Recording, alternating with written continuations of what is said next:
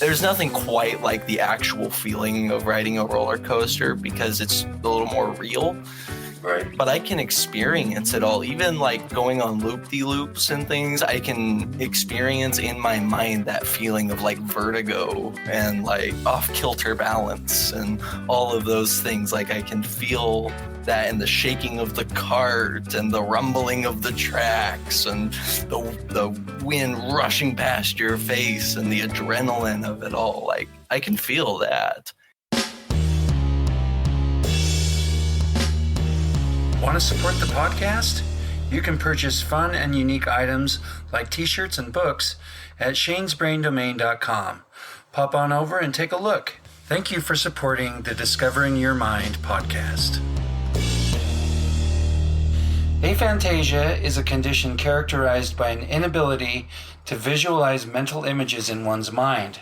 If you have just discovered that you or someone you love has aphantasia, or if you're just fascinated by the subject in general and love learning more about it, you are in the right place. The Discovering Your Mind podcast delves into all aspects of the mind's eye, including aphantasia, hyperphantasia, and everything in between. Welcome to the Discovering Your Mind podcast, brought to you by shanesbraindomain.com. I am your host, Shane Williams, also known as Shane's Brain, and today we're talking with the one and only Cole Williams, who just happens to be my second born. How you doing there, Cole? I'm great. How's it going? I am fantastic, thank you. Coming off a little bit of a sickness here, so my voice may sound a little funky. But hey, I like funky things. All right, Cole, tell us a little bit about yourself. Tell us what you do for a living and what you like to do for fun and such. I'm an RBT, registered behavior technician. Basically what that means is I help children with disabilities learn and succeed in school. Awesome. So you enjoy that? I love it. It's really fulfilling for me. I'm very interested in the creative arts, as you know. I love to play Dungeons and Dragons. I love to write poetry, write creatively, anything like that. I'm also a amateur stand-up comedian, and basically anything creative, I'm there for it. Oh, you sound like me, except for the Dungeons and Dragons thing. In this episode, we will be referring to what we call the Apple Graph.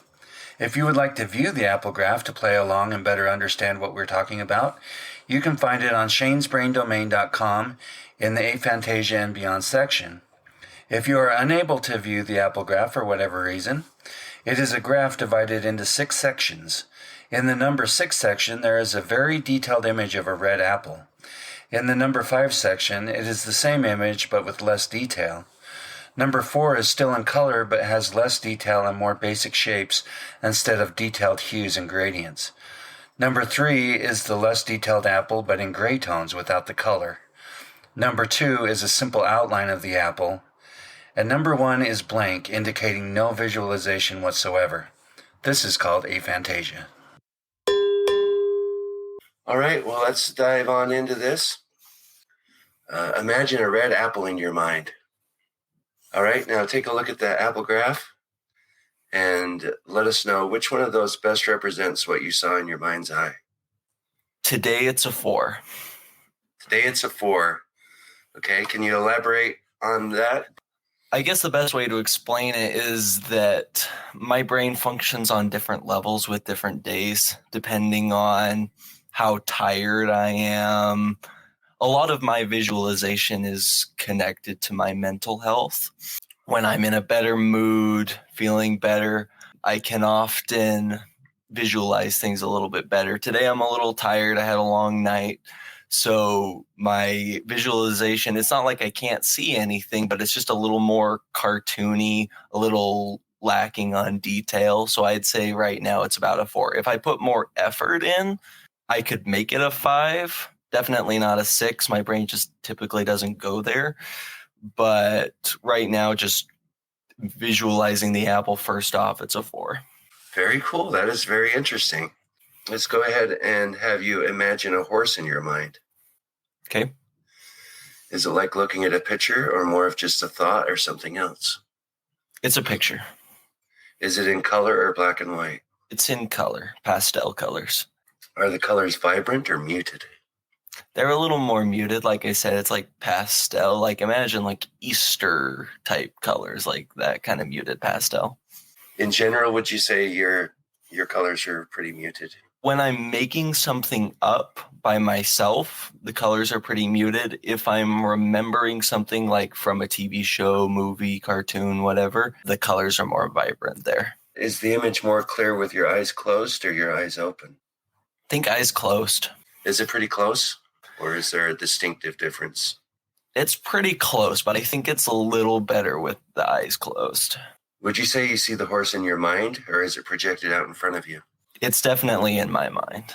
Is the image solid or transparent? It's solid. Is it 2D or 3D? 2D. This is an interesting distinction I think I want to talk about a little bit. I would say most people answer number 6 on the Apple graph, and they almost all say 3D as well. So with you as a 4 and 2D, do you ever visualize in 3D, or is it always kind of flat? I can definitely visualize in 3D. It just takes effort. I think that's what separates me from a lot of other people with Aphantasia, I guess you could call it. A lot of mine is based in effort. Like if I'm putting no effort in, I just get this cartoon image and it's just very basic, very rudimentary drawings, cartoons of things. If I want to put in the effort, like if you said like focus on the horse's head, notice the ears, the fur, the detail in the eyes, I can create all of that, but it doesn't just pop up. It's got to be a detailed effort to create those things. It's almost like drawing a crappy horse versus drawing an actual detailed horse. It takes more time, effort, and expertise. Is the horse isolated or is there a background? There's a background. Can you put a birthday hat on the horse? Yes, it's got a birthday hat. All right, so that seemed like that didn't take much effort. Is it a crappy birthday hat? It's a pretty crappy birthday hat. The funny thing was actually at first, it almost felt like I was taking a stock image of a birthday hat just from what like memory, and it was like really detailed. And I was like, wait, that doesn't fit the horse. Can we make it a little more simple? And my brain kind of just like muted the colors, took away the detail, and then put it on the horse. That's awesome. Thanks for that detail. I'll keep that coming. Can you make the horse run? Yeah, okay, it's running. So let's talk a little bit more detail about the horse. Can you describe what it looks like? I mean, based on what you've told me, it sounds like it's just a crappy 2D drawing of a horse. Is that what it is? Like, how much detail is there? Like, well, as far as accuracy, it's more accurate than anything I could ever draw. It looks like a horse. I couldn't draw a horse, but like I can imagine it. But as far as detail, there's not much, like it's brown, kind of a muted brown. It's got black around the hooves and the nostrils and a little pink by the ears. So all the coloring and the specifics are accurate. It just doesn't it doesn't have any like fur or hair that you can see. It doesn't have much of a mane. I didn't put time into making a good tail. It's kind of just a squiggly line out the back. It's just a crappy horse. if it made a sound, could you hear it in your mind? Yes, very clearly. Okay. All right, let's move on to sequence visualization. Now I'd like you to imagine a cup on a table that you accidentally knock over. All right, what type of cup was it? It was like a blue, tall, just like average, like water glass, kind of curved at the bottom. What about the table? What type of table was it? It was a white plastic table. And how did the cup get knocked over? I just kind of bumped my hand against it on accident, and it kind of just spilled over. Okay. And when it tipped over, did anything spill out of it? Water did. Yeah. Did the sequence appear as a video in your mind or something else? It was a short clip. Yeah, like a video. Did this mental image also have sound? Did you hear it in your mind? I didn't.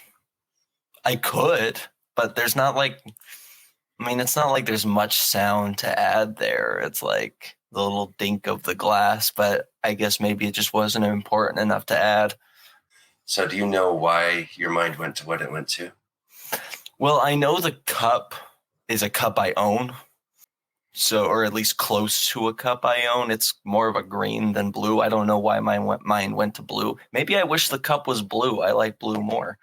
I don't know. Okay, good enough. Would you say you have an inner monologue? Yes. All right, describe what that is, what it means to you, what it's like. That's one of those terms where it kind of means something different to everybody. So try and describe your inner monologue if you can. Preparing for this podcast, this is one of those things that I've tried to put a lot of thought into, because for me, it's it feels odd even to me, and it's really hard to explain. I think it's hard to explain for a lot of people, but mine kind of exists in two parts, I would say. First, there is this inner monologue of I hear me. Kind of all of my thoughts are kind of played to me as I'm saying them. So like I hear them in my brain before I say them. It's not super loud, my inner monologue, but what I'm about to say or what I'm thinking is kind of just like floating in the back of my mind almost. But there is audio to it, just kind of quiet audio. I guess where things get different for me is with my history of mental illness, with my depression and my scrupulosity. I always call it the bad voice, and it's often the voice that's associated with depressive thoughts. When I've had really low self-esteem in the past, intense feelings of guilt or self-degradation. It's a different voice. And it's not necessarily that the voice isn't my own. It's still my own, but there's a few differences to it. It's a lot louder. It's a lot more malicious in its tone and cadence. I don't have as much control over it. It's almost like an alter ego. I'm not saying I have another personality or someone else living inside of me or anything like that. It almost feels like a separate entity that exists and talks to me, and none of what it says is nice. So how do you deal with that? How have you been able to move on? I know you still struggle with that, but I know you've made a lot of progress. I've struggled with it for a long time, and it used to have complete control over me. I didn't really have any say over when those thoughts came or what effect they had over me. It was almost the dominant voice in my head, and I didn't like it because it felt like my mind wasn't my own. I didn't want to be having these depressive thoughts or this low self-esteem, or I didn't want to be feeling so caught up in my guilt and my own shortcomings. But it was like that was all that had control in my mind. It was the louder voice. Honestly, what changed that for me was meds. When I started taking antidepressants, fluoxetine for the OCD, it wasn't like that voice went away. It's still there, but it is not as powerful. And it was almost like my internal voice got louder, if that makes any sense at all. It was almost like I could now speak for myself and say to that voice, hey, the things you're saying aren't necessarily true. There's an alternative to think here. And, therapy and things taught me some of the ways I can talk to that voice and kind of shut it up per se. But honestly, what gave me the most power was medication. It changed my brain, and I think for the better.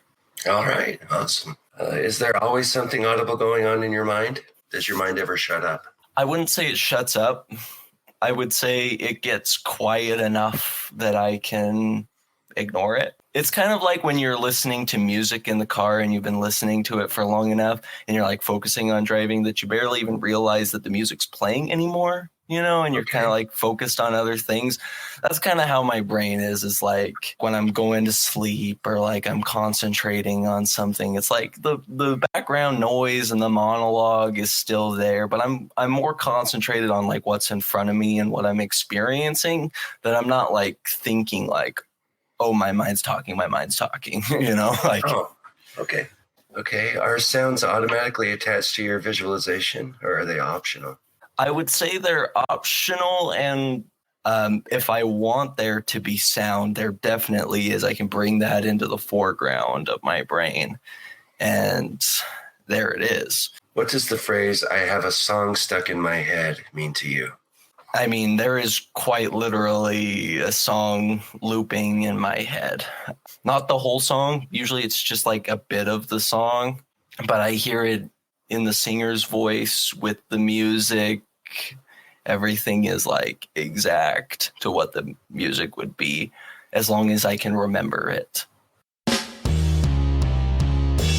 Things are pleasant in the little town of Quiet until Mel Beezer discovers he's allergic to his own sneezes. Blending wit and humor with lively imagery, The Endless Achoo is a delightfully clever tale, available on shanesbraindomain.com and Amazon. All right, now I'd like you to imagine a chocolate chip cookie in your mind. Can you smell it in your mind? Yes, faintly. Okay, on a scale of 1 to 10, how close is it to reality? Like a 3. It's faint, but it's there. What about taste? Can you taste it in your mind? Yes, I can taste it in my mind. Okay, again, scale from 1 to 10. It's a 5, and it depends on like what part of the cookie. The chocolate is easier to taste because I think it's just like more of a bold flavor. It's like that. If it was just the chocolate, more like a 6 or a 7, but like the rest of the cookie is lower, like a 4 or so. So average it out, probably like a 5. Okay, interesting. All right, what about touch? Can you touch it in your mind? Can you feel it in your hands or your mouth? Yes, very vividly, that one. I'd say like an 8 or a 9 as far as feeling it. Oh, that is cool. I can't, man. That's one that I really have a hard time wrapping my mind around. So I just want to go into that a little bit more. Is that typical? Like, what comes to mind is one time I was listening to some guru and he was trying to get everybody to do all these things that he could do, and he thought everybody could do them. So he was talking about, extreme visualization and stuff, and he was talking about like typing something on the keyboard or something. Is like, and I want you to feel it in your fingertips, like actually feel it. Mm-hmm. Can you do that? If you like imagine like typing, can you feel that in your fingers? Yes. Go back to like your high school computer lab with like the thicker keyboards, with the bigger buttons and things. Those ones I can feel very distinctly because they're not shallow buttons, like very deep presses to press each of the keys. I can feel the pressure of each of these keys going down, the clicking feeling they make as each one goes down and goes back into place. And that's very distinct for me. Wow, that is amazing. That is so cool. I can feel, like, just in my mind and feeling it right now, I can feel the individual curve of each key, the little lines above the F and the J, the little bumps for the home row keys. I can feel those so distinctly. Every little detail is so perfect in my mind when it comes to feeling it. Wow, I did not know that about you. First, somehow that's never come up. I guess not. I don't know. Feeling is one of my most intense sensations. Sound and feeling are the two I get the most. In this episode, we will be referring to what we call the nature picture. If you would like to view the nature picture to play along and better understand what we're talking about, you can find it on shanesbraindomain.com in the Aphantasia and Beyond section. If you are unable to take a look at the nature picture, it is a picture of a grove of tall trees with the sun shining brightly through the trees. There is a blue camping chair next to a peaceful flowing river with a campfire nearby. Now I want you to take a look at that nature picture that I sent you. Okay, I've got it. Can you put yourself in that picture? Yes. Can you see yourself there, or is it more like you are there? Either. Okay, what do you mean either? Which one did you do? Well, at first, I just imagined myself in the picture. It was almost like Photoshop, copy and paste. I put myself in the chair. But then I was like, well, maybe he wants me to like be there. And that's where I closed my eyes. And I was like, okay, be there. And that's where I suddenly was in that chair, feel the chair and feel the forest around me and, the sunlight and everything. Okay, I got a couple questions. So the first one is, earlier you told me that in general, everything's pretty cartoony, but that picture is more realistic. So when you're putting yourself in there, is everything more realistic or does it turn to cartoony? It's as realistic as it is in the picture. Like I said, when I'm using something as a reference, like a movie or something else, it's realistic. If I have to make it from scratch, my mind typically goes to the cartoon. Okay. I did a podcast with Sammy. So with her, she said that with her eyes open, it's different than when her eyes are closed. So when she put herself in the picture with her eyes open, she said, like you, it's just like a Photoshop. It's like a copy and paste, just stick herself in there. But when she did it with her eyes closed, it was a completely different experience because she could do it so much better and put herself there. And you kind of said the same thing there. Yeah. So is it a difference between your eyes open and your eyes closed or something else? It's weird because like I said before, with the horse, eyes closed, eyes open, it doesn't matter. It's about the same. Little bit better with the eyes closed, I would say. But this is different because it's a real experience. Like I'm not seeing things like I'm seeing a horse from an outside perspective. But this is me. This is me experiencing my life. And I can't create something happening in the world around me if my eyes are open because it's not happening in the world around me. I can't see the forest in front of me because there's a computer in front of my face. But when I close my eyes, there's nothing. So I can create that, like I can make that.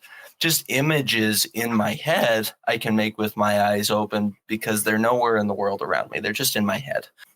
When I have to experience something from my perspective, there can't be anything in front of me. I have to be able to make that from a blank canvas.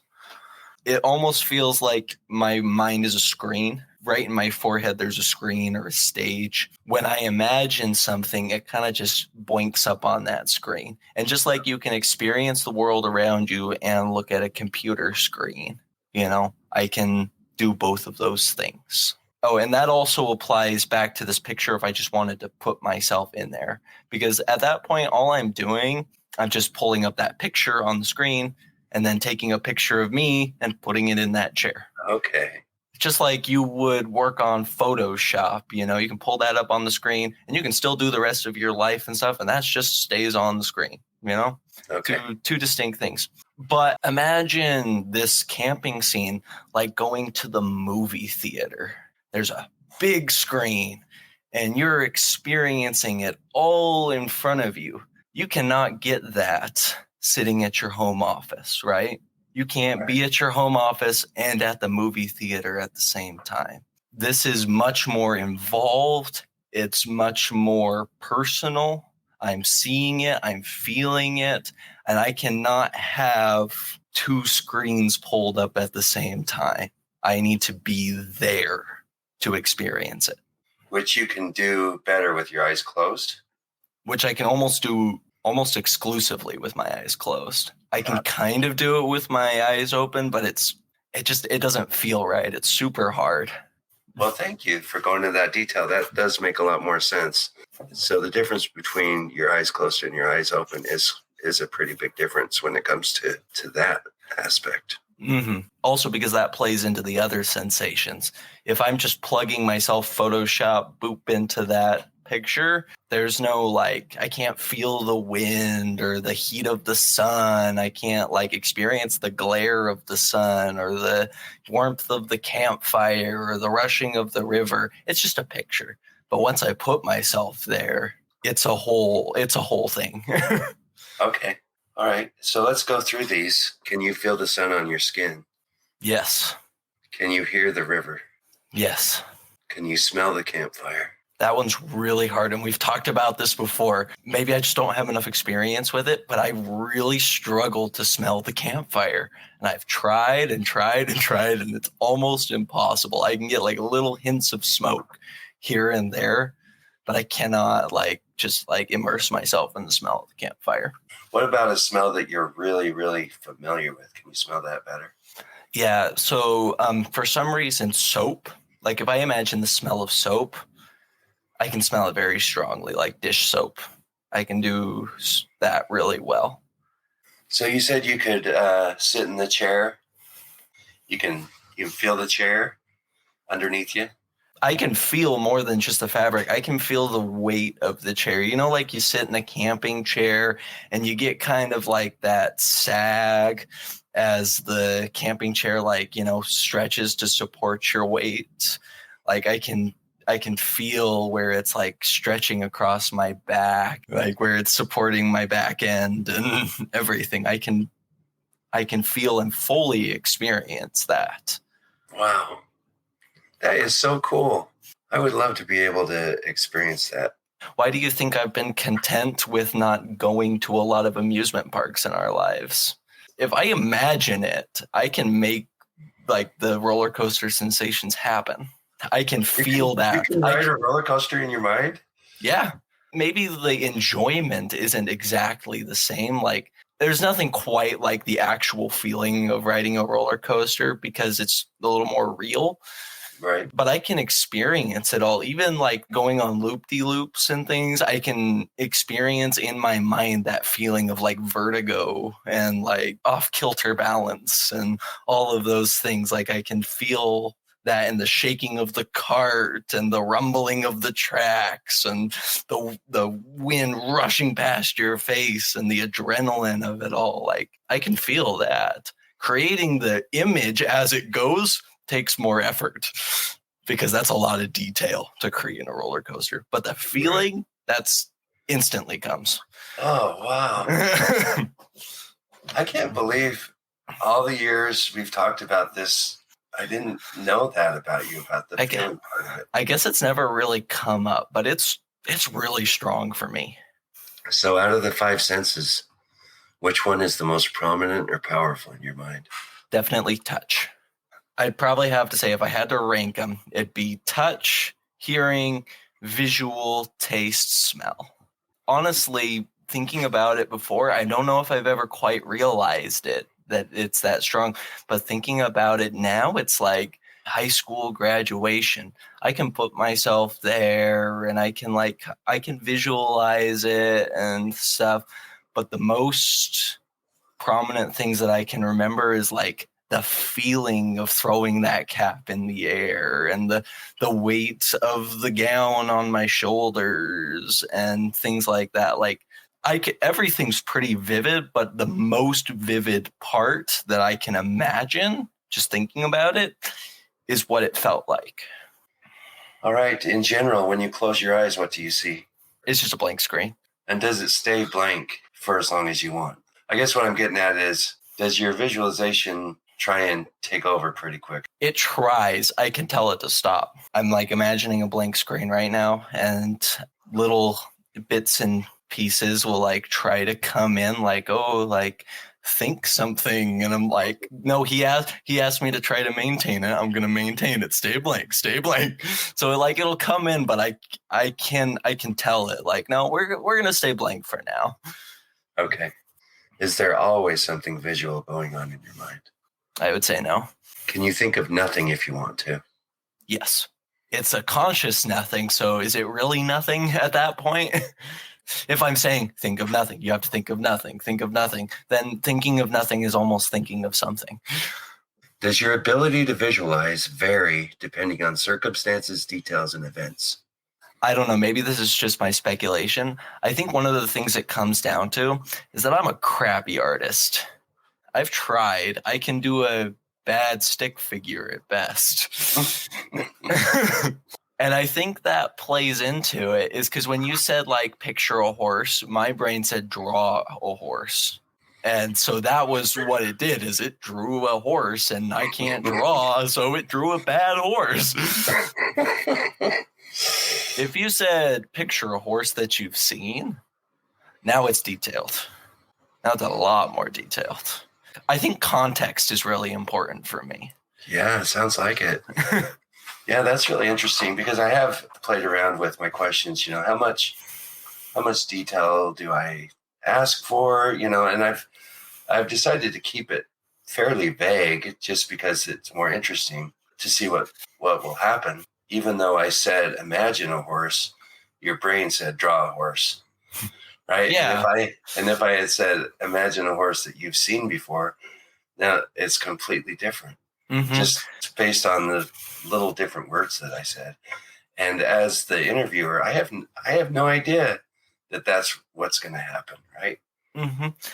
And I mean, if I can wax psychological for a little bit, this is actually based on a experiment that researchers have done related to memory. I can't give you the specific names or dates of the research right now because it's somewhere in my notes, I'm sure. But this reminds me of a study I learned about in college where they were testing how different words and contexts can affect how people remember scenarios.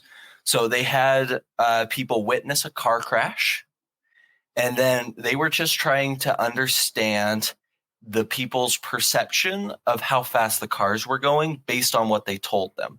So at first they would tell them, how fast were the cars going when they smashed into each other? And the people would give their answer. And in a separate scenario with other people, they would ask them, how fast were the cars going when they bumped into each other? And those who received the bumped prompt reported that the cars were going much slower than the people who imagined that the cars were smashing into each other. Wow. So context of those words was super dependent on not just their imagination, but their remembrance of real events. Right. Yeah, that is fascinating. Do you tend to visualize things you've already seen before, or do you tend to create new and unique images in your mind? If it's new and unique, it's not very talented. I'm trying to think which one I more naturally go to, because like you said with the imagine a horse, for some reason, I don't know why, when you said imagine a horse, my brain immediately went to draw a horse, and it made a crappy horse. So maybe my mind more naturally goes to cartoons. I really like cartoons. That's the thing is like I'm a grown adult who still watches SpongeBob and Phineas and Ferb and all those things. So maybe my mind is more just likes those types of things more, and maybe that's why I go to those things more naturally. But if I had to say which one is better in my mind, more enjoyable, more realistic, everything like that, it's things I've experienced and know, especially like we said, things that I've touched and felt. Right. Okay. All right, let's talk about reading. When you read a novel, is it like a movie in your mind or something else? It's kind of like a movie, but in like bits and pieces. I don't as I'm reading, it doesn't form like this whole magical movie thing in my mind. But as I'm going on and it like describes like the layout of a house, I'm like, okay, layout of the house, that's something it's describing. I can imagine that. I can imagine where the characters are in the house and things. And like, especially like I like to read fantasy novels, and a lot of those involve like combat. type things. And those are the ones I like to imagine, because it's like he slammed his sword into the guy's chest, and like that's very vivid to me. But if it's just like two characters talking, there's really no audio, very little visual most of the time. So maybe if it's just worth imagining, I don't know. You said there was no audio? If the characters are talking, that's really hard, because it's a lot like my inner monologue at that point. It's really quiet and I can ignore it if I want to. You're talking about how you like sword fights and stuff. Mm-hmm. Going back to your high level of touch and feeling, can you feel that? Is there any level of feeling that from reading a book? From whose experience? The guy stabbing or the guy getting stabbed? I don't know. Well, it's not me feeling it. Right. So, but if I could do this, like, because when I'm reading a book, I'm kind of imagining the scene happening in front of me. Like, if we're playing back on that scenario, I'm seeing from a third perspective, a guy stabbing him in the chest.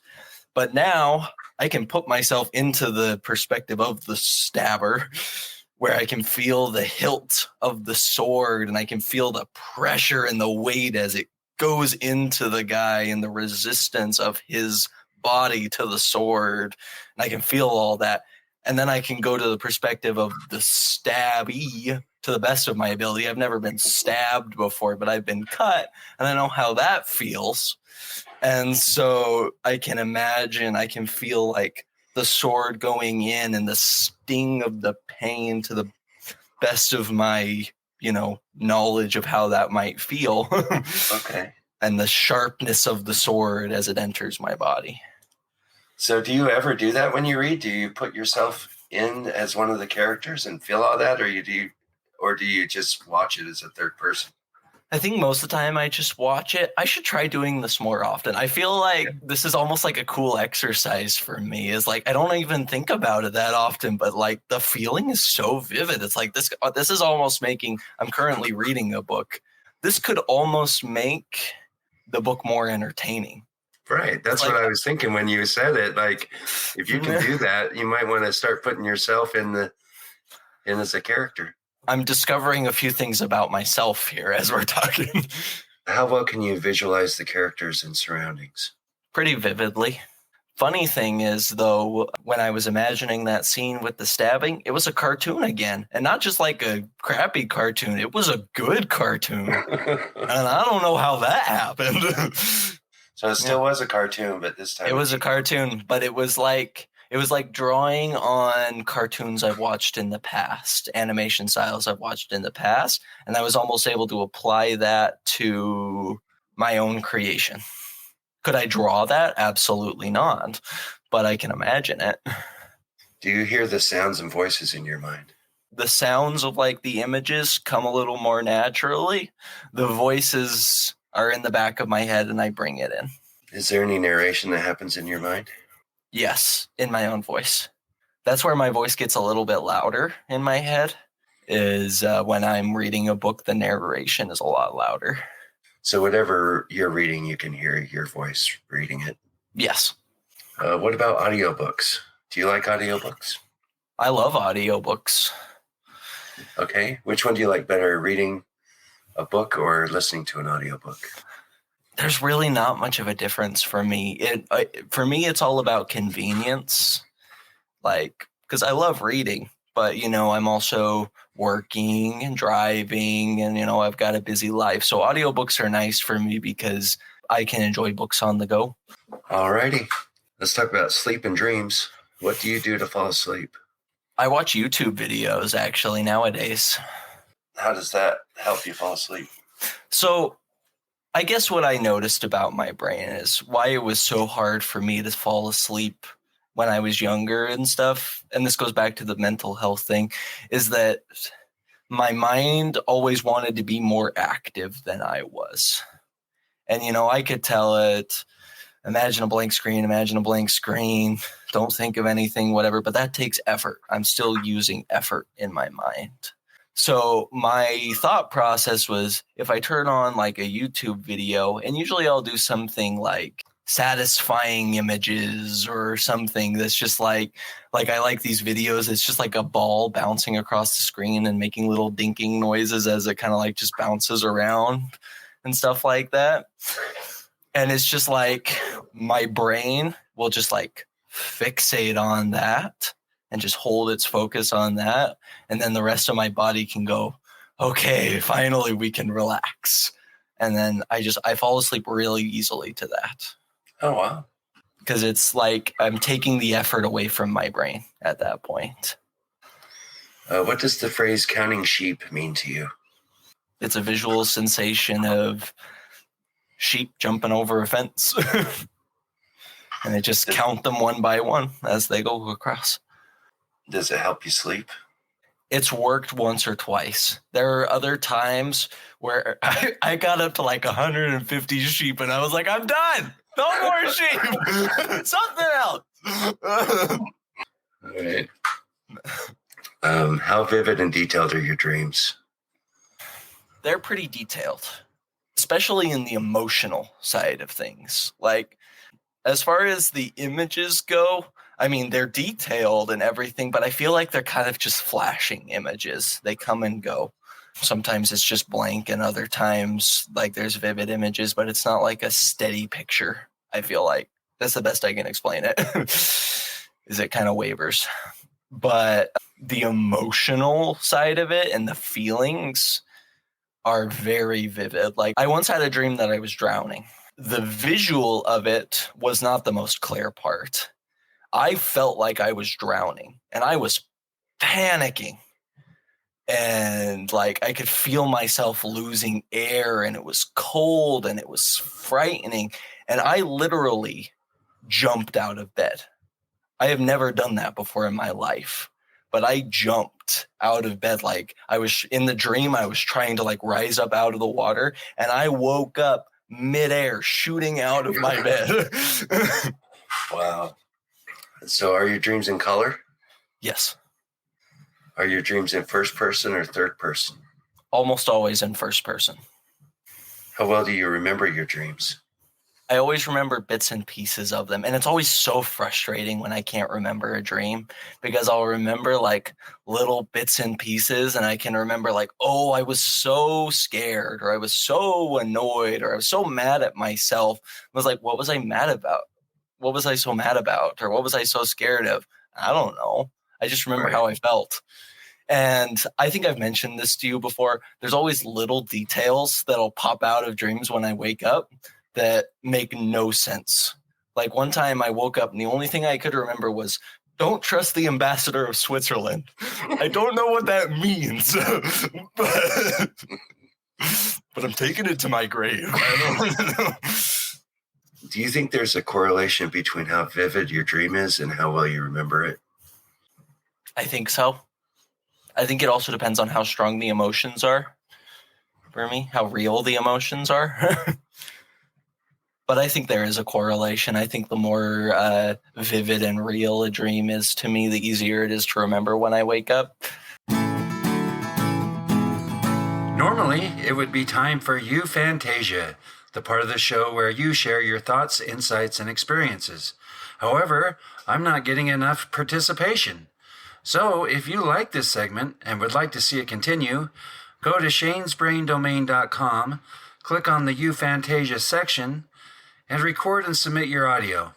Otherwise, this segment shall go the way of the dodo bird.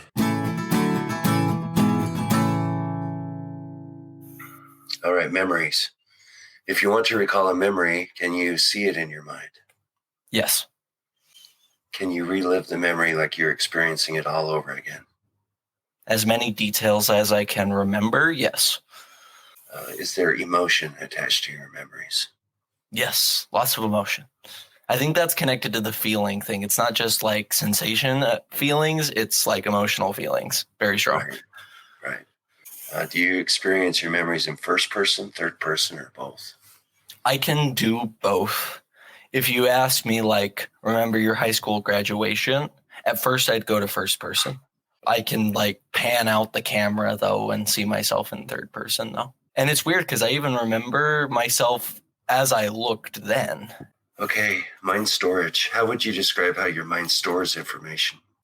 We've had these talks before, and I've heard these questions, being your son and stuff. And I've always tried to think about how it is beyond just the screen, because how my mind visualizes things, that's the screen. But how it stores information, I wouldn't say that I visualize anything. Images just pop up out of nowhere, and feelings and things, they pop out of nowhere. But the best way I can describe it, and this is I'm realizing this as I'm talking to you, so I don't know if I can explain this the best, but it's almost like different experiences come from different areas of my head. Like when you ask me to visualize things, it's right here. The screen's right here on my forehead. But you know how I kept mentioning that like the vocal things, it's like it's coming from the back of my head. It's almost like the auditory stuff is back here and the visual is up here. And I have to bring it from the back to the front if I want to fully experience that audio. I want to explore this more by myself and like really get a good idea of how this happens. But it almost feels like different sensations are coming from different areas of my brain. Okay, so that does lead right into my next question. Do you associate your mind with an area or a space? Yeah, I wouldn't say that like I'm organizing it like, oh, the lower mid frontal region of my brain is associated with this like a psychologist would or anything like that.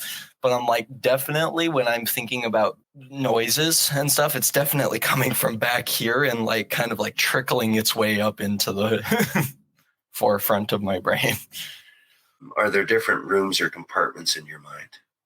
I don't think so. It's all just one big mess. What does the phrase search your mind mean to you? There's no visual until it's there, like I'm searching through my mind for memories, but it's not like I'm like looking through a file cabinet or anything. I'm just non-visually, non-anything searching through my thoughts. Once I pull something up and it's got an image or something, boom, there it is on the screen. It's got an image. Does how you visualize affect how you perform in your career or your hobbies? In my career, I wouldn't say so much because I don't have to do a lot of visualization in my career. I'm working one-on-one with a client and we're just talking and everything I need is right in front of me. I don't have to visualize anything. I've got my timers and my clipboard and my materials and worksheets, assignments. I have everything in front of me. I don't really need to visualize any of it. And so, no, I would say I don't use my visualization or anything much in my work. In my hobbies, however, it's almost critical.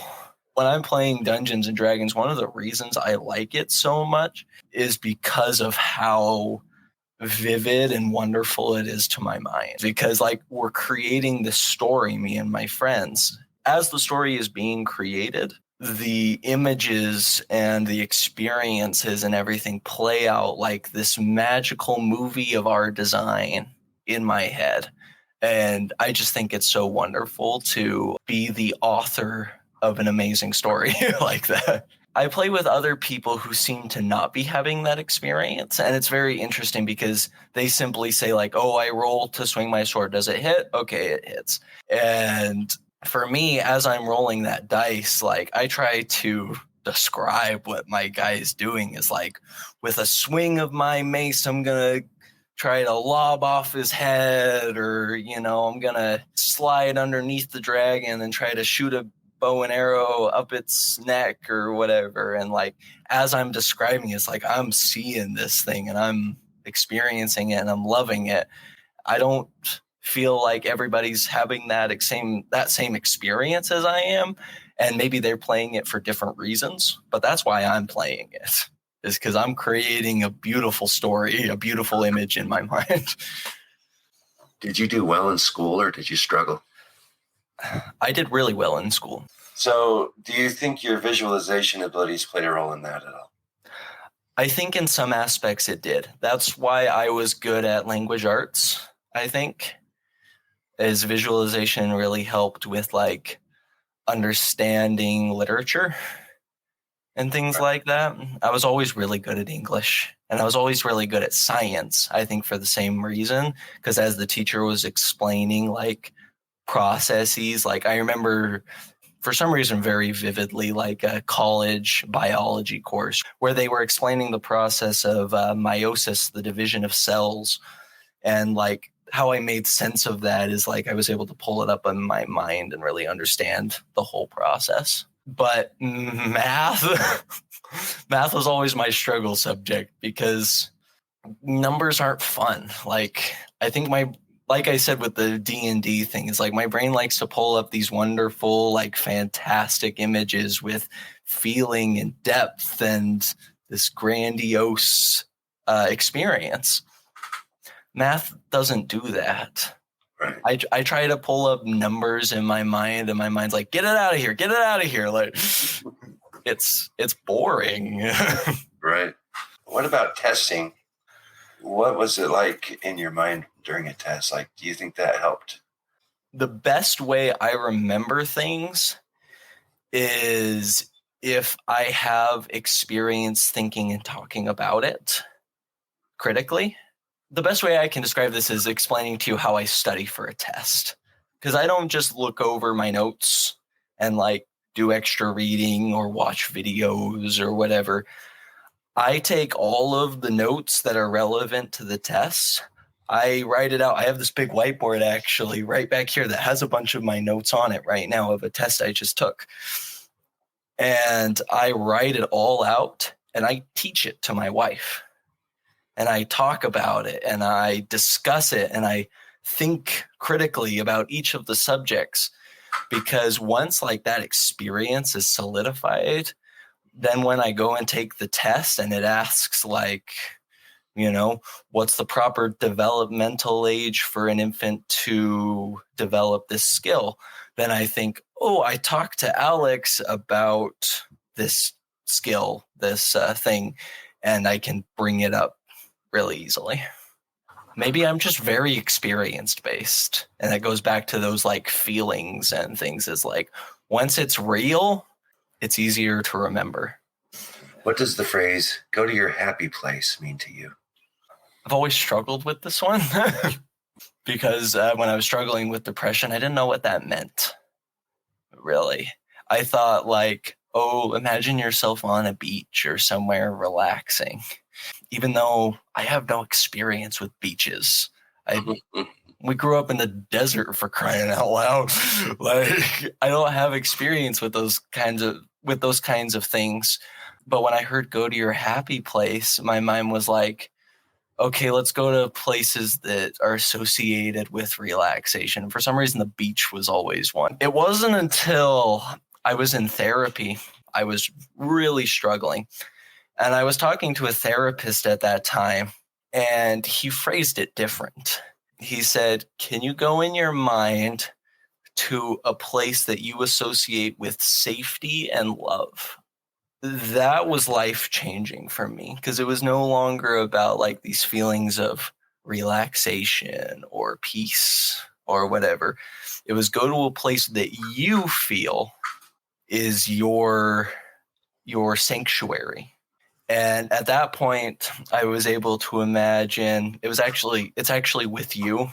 A specific memory of that time, you and me having lunch. We were just eating Judd's. And at that point in my life, that was just really associated with this sense of safety and peace and love. And that's where I went. And so now when I hear "go to your happy place," that's the immediate thing I think of is, where can I go in my mind that I feel loved, that I feel okay with myself, and that I feel secure? And a lot of it is memories of family, memories of easier times, Right. Things like that. And so it's much less associated with areas now and more associated with memories. It's interesting with the words with you, right? Mm. Because just going to the happy place took you somewhere that really didn't do anything for you. It didn't make me happy. But it just got rephrased a little bit, and you're able to find your way to your true happy place just by somebody phrasing it differently. Yeah, it's weird, isn't it? Yeah. But I mean, it goes back to, what we talked about earlier with the, imagine a horse in your mind. That took you to drawing a crappy horse. You change the words a little bit and it takes you somewhere completely different. Yeah. So. All right. What does the phrase, I need to gather my thoughts, mean to you? For me, it typically means whatever I'm talking about or whatever, those words just disappeared. And most of the time, I don't even know why. It's just like mid thought, they're like, bye. I'm like, wait, I still need you. And when I have to gather my thoughts, it's basically reaching back into my memory and saying like, oh, no, you don't. Like, come back. What were we talking about? Okay, cool. That's a great description. If you were to try to give a general description of how your mind works and what you see in your mind's eye, how would you describe it? Imagine a great place is the first thing I would say. Imagine a place where your dreams come true, where things feel great. And that's my mind now. If you had asked me to describe the feelings and sensations that occupy my mind when I was going through my major depressive cycle, I often equated it to a war zone. I was fighting a losing battle against something stronger, greater than me, and with malicious intents. And it always felt like I was losing, no matter how hard I tried, no matter how many people said, do this to be happy or do this to feel good about yourself. I was always losing that battle. There was no winning that battle. But now, through the help of therapy and medication, everything we've discussed, I've been able to turn my brain into something of my own image. And it's a safe place. It's a happy place. When I go into my mind now, it's safe and it's beautiful. And I have these fun, wonderful experiences that bring me joy. And it's like I have control and ownership of my brain. And I can't fully explain just how miraculous that is to me that I can have that. My ability to understand emotions and feelings at a deeper level help me connect with people, especially with my clients. I guess this is where it does kind of apply to my work, is because I work with students who often can't express their emotions effectively. Either they're nonverbal or aren't in 100% control of their emotions and their behaviors. And I think that's given me a better understanding of what they're going through, is I'm able to be empathic and understanding and patient with what they're going through. And I'm able to connect with them on a level like, I understand that this is hard. Here's what we can do about it. Here's how we can move forward to the best of your abilities. And I'll be with you every step of the way. I think that ability to feel and imagine feelings on that deeper level has really helped me in my career. But I think there are problems with feeling sensations and emotions that deeply. It's hard to stay present in a moment. Like I'll have a work meeting where even in a nice way, someone calls me out like, hey, Cole, we need you to improve on this thing. Like I sometimes struggle with data taking. And I was in a meeting where they said, you need to improve your data taking. And it wasn't in like a mean way or anything, but they were offering constructive criticism to my work. And for the rest of the meeting, it was so hard to concentrate because those feelings of like guilt and shame were just like beating me to the ground. So I feel emotions so deep and it makes it so hard to like live life beyond them. Yeah, and I love hearing everybody's answers to these questions, because what it always just brings out to me is just how unique everybody is and how different everybody is, Mm-hmm. and how we could never really understand each other. And that's why we just need to just stop judging each other and just love. Yeah. Because you know, you're describing these things, and I really just can't relate. And so I think about all of the different people I meet, and you know, the different interactions I have with people and how they react and how they cope with things or don't cope with things. And like, it's so intricate and complex and detailed, and everybody is so different in every single possible way.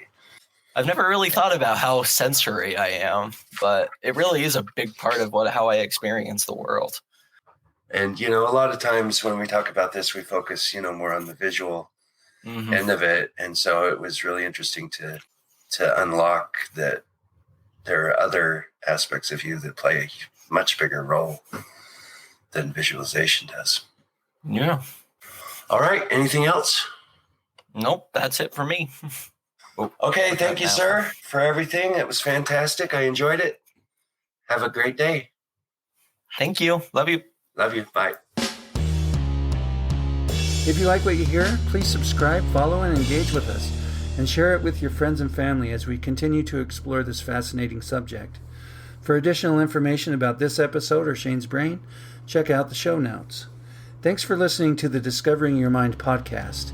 You are beautifully unique.